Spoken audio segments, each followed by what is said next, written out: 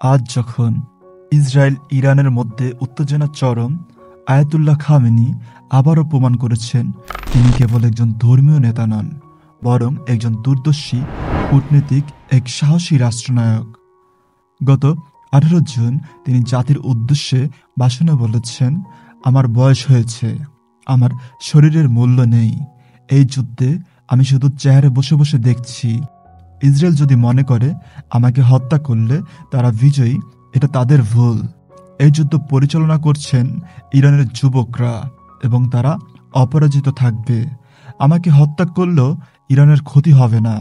Iran নৈতিকতার উপর রয়েছে। ইরান দুনিয়ার কারো গোলামি করে না। শিয়া সুন্নি তফাৎটা জানা নেই আমার।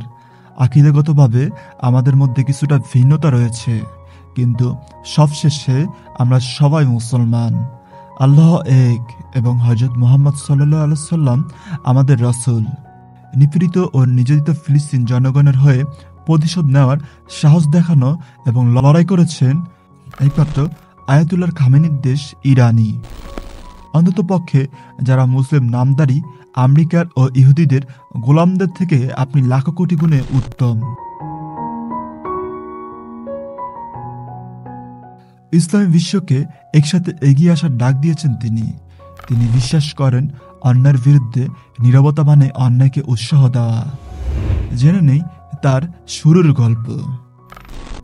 1939 সালে 17 জুলাই ইরানের মাশহাদ শহরে এক ধার্মিক পরিবারে জন্ম তার।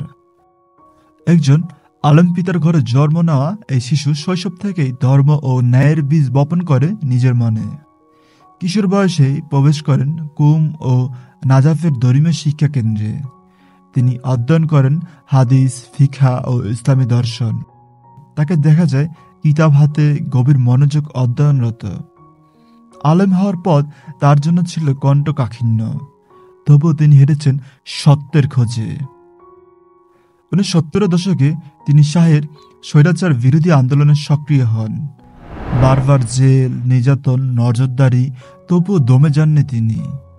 তিনি কেবল ধর্মীয় নেতা নন, তিনি ছিলেন এক সাহসী প্রতিবাদী কণ্ঠ, যিনি শাহের অত্যাচারের বিরুদ্ধে মুখ খুলেছেন বারবার।